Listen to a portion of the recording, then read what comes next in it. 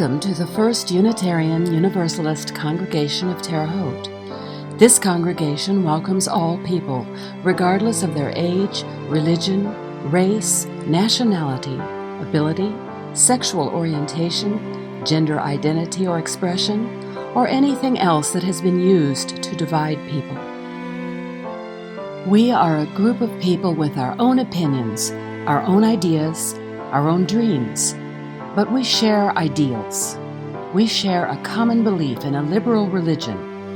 In our discussions, we may disagree with each other, but we must always remember that what unites us is stronger than what separates us. We must always end the service aware of the love that we have for each other.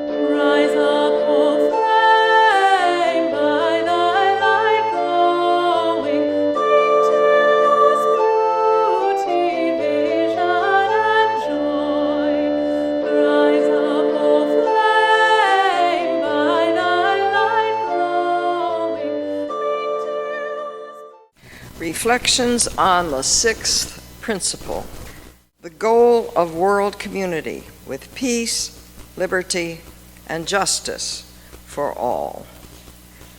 We believe in working for a peaceful, fair, and free world.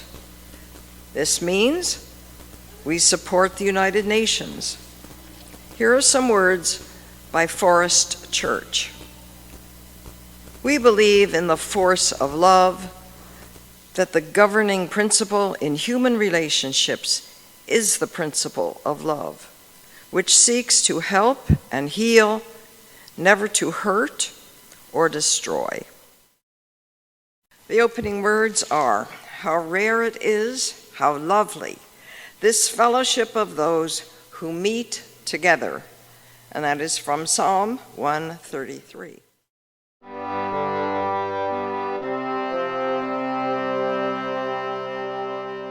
Summertime has turned the star wheel, autumn is upon us. Summertime has turned the star wheel, autumn is upon us. Sweet the angling sun, sweet upon the air, the smell of blue mist rising. Summertime has turned the star wheel, autumn is upon us.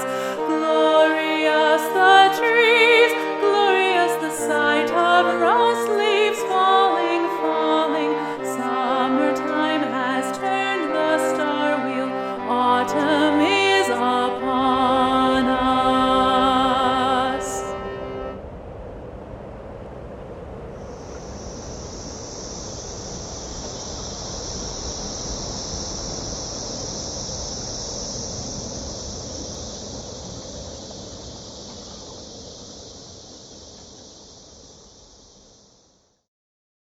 And now we'll have the transitional words, which are 468 in your hymn book, and this is a responsive reading.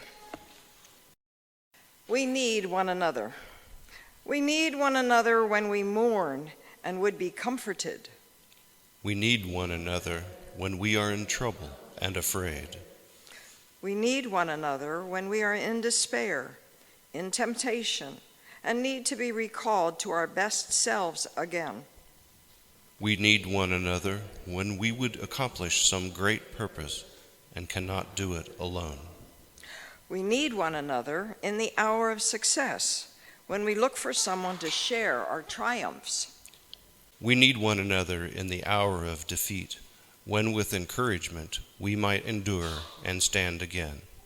We need one another when we come to die and would have gentle hands prepare us for the journey.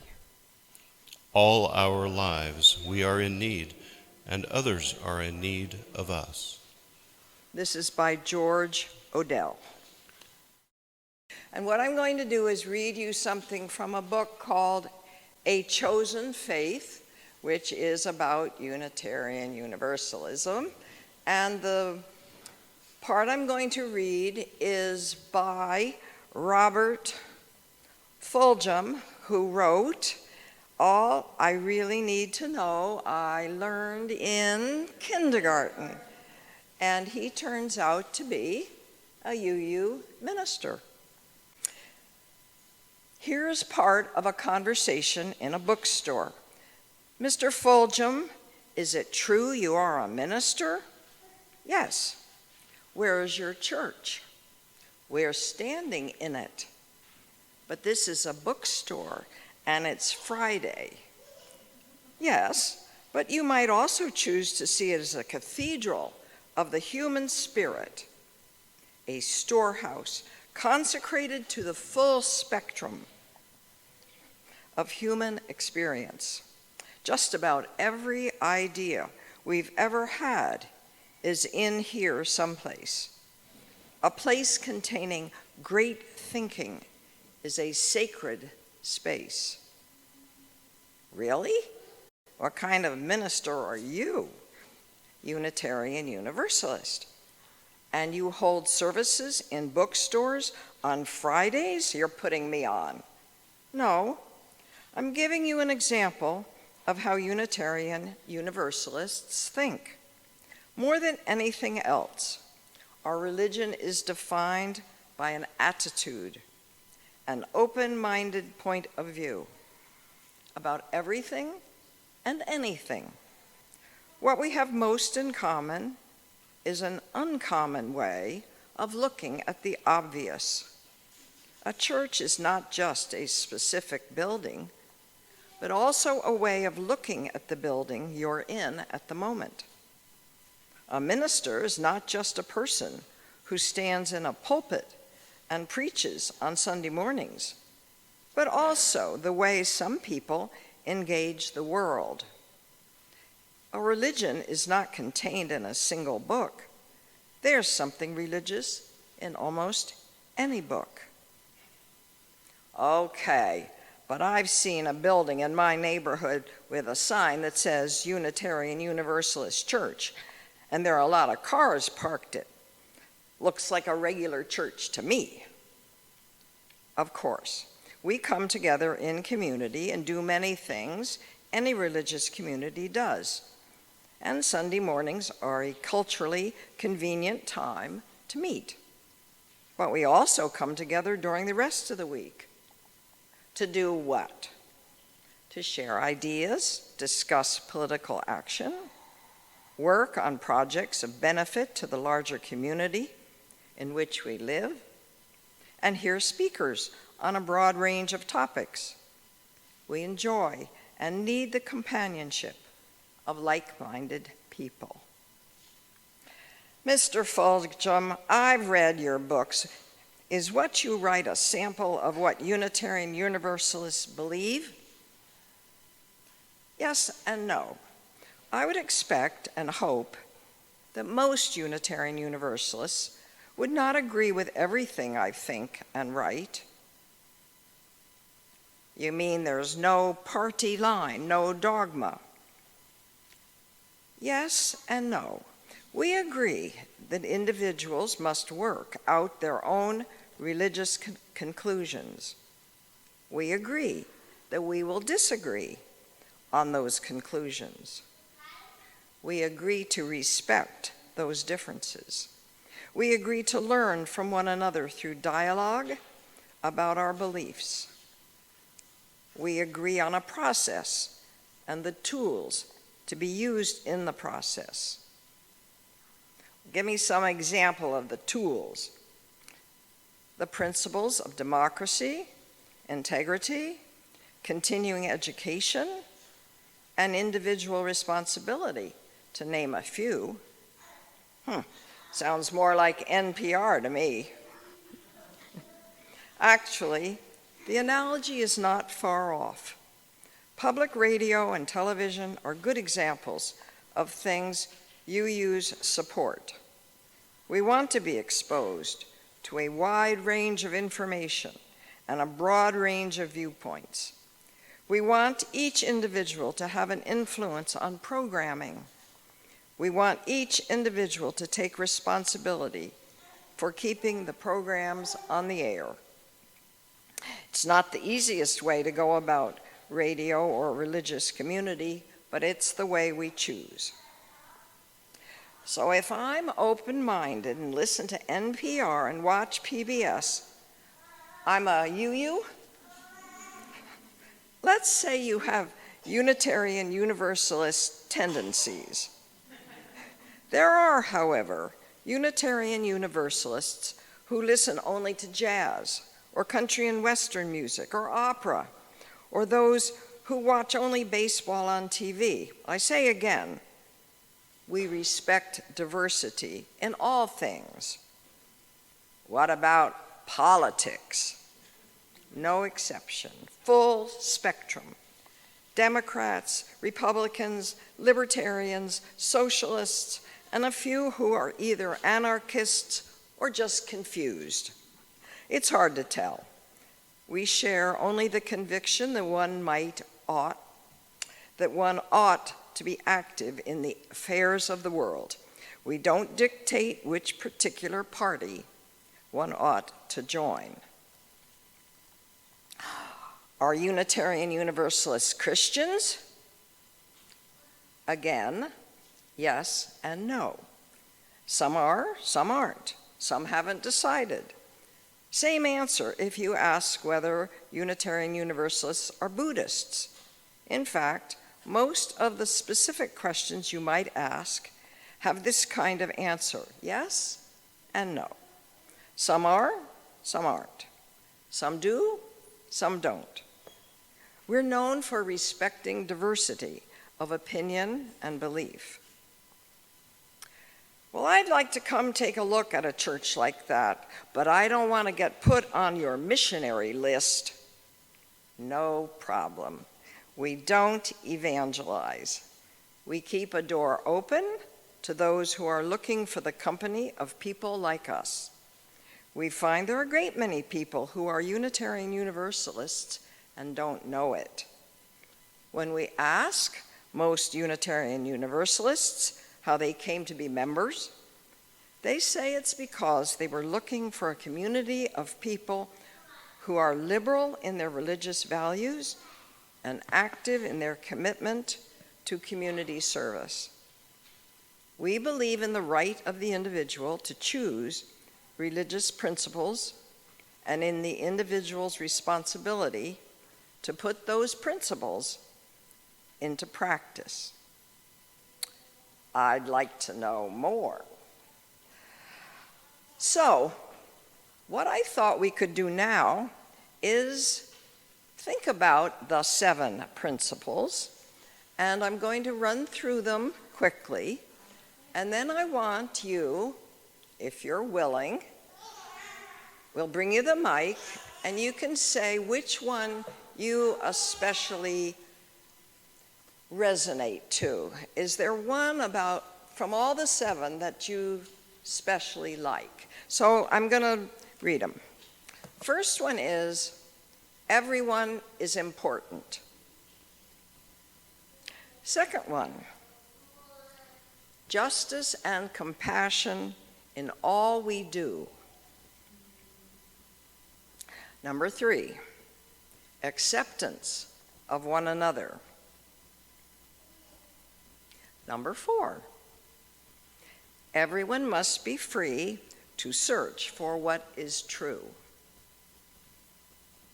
Number 5, the democratic process. 2 more. 6, the one that I read earlier, peace, liberty, and justice for all. And the last one is respect for the interdependent web of all. So give it some thought and raise your hand when you feel like you want to share. I like number 1, the inherent worth and dignity of every person. That's my standard too. When anyone asks me, I say that's the most important thing to me. But Are you saying 2? no, number 1, the inherent worth and dignity of every person. That's fine. I stand by that. Well, of course, they're all very important, but I rather enjoy number 7, respect for the interdependent web of all existence in which we are a part. One of the things that's obvious about the principles is that they can be summarized in one phrase. It's not just me, it's us. I guess one of the things, the reason why I've been going through the Unitarians, and I don't know if this becomes the 7th principle, but it's such a unique place. I mean, you go to other churches and they preach a dogma to you, and if you don't do it, you're going to hell. You know, you come here, and I mean, you'll see everything from conservative atheists to pagans to Jews. Everybody here. Yeah, number 1. Just like with my joys that I mentioned, I'm kind of drawn back to the program that I went to yesterday because almost all of our principles were mentioned within the scope of that program. And someone actually stood up and said, we've got to remember that we are all connected. We are all connected.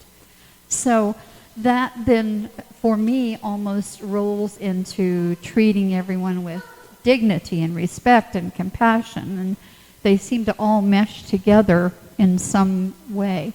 But I was moved by the fact that we are all connected. I find it hard to separate them because I think everything is connected. Therefore, each principle is connected to the other. But I think it starts very strongly in terms of each individual and ties it into everything, including all of nature, all of the world. And I find that extremely, extremely lovely.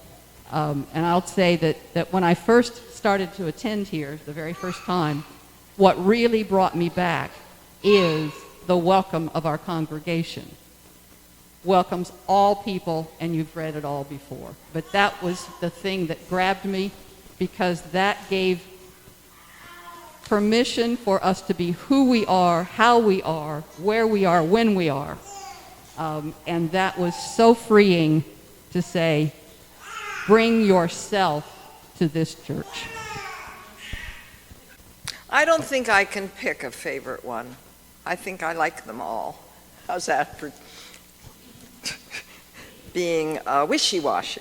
I think that the reason that many of us are here is number 3, an acceptance of one another and encouragement to spiritual growth in our congregation. So we have probably had unfortunate experiences in other places and perhaps have been told that if we didn't act or think a specific way, that we were going to be condemned, mostly by the congregation itself, right?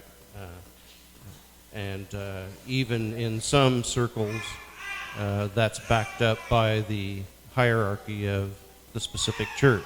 So that's certainly a big one. And of course, it all returns back to the inherent worth and dignity of every person.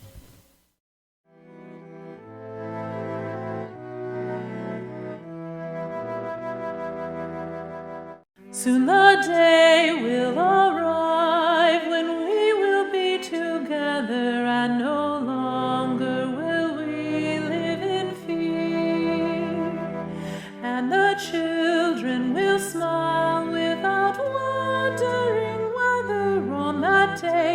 under clouds will appear. Wait and see what a world there can be if we share, if we care, you and me. Wait and see what a world there can be if we share, if we care, you and me. Some have dreamed, some have died to make a bright tomorrow, and our vision remains in our hearts. Now the torch must be passed with new hope, not in sorrow, and a promise to make a new start. Wait and see what a world there can be if we share, if we care, you and me. Wait and see what a world there can be if we share, if we care, you and me. So here are the closing words. Never doubt that a small group of thoughtful, committed citizens can change the world. Indeed, it's the only thing that ever has. And that, of course, is by Margaret Mead. Go in peace. Know that you are loved and that your life is sacred.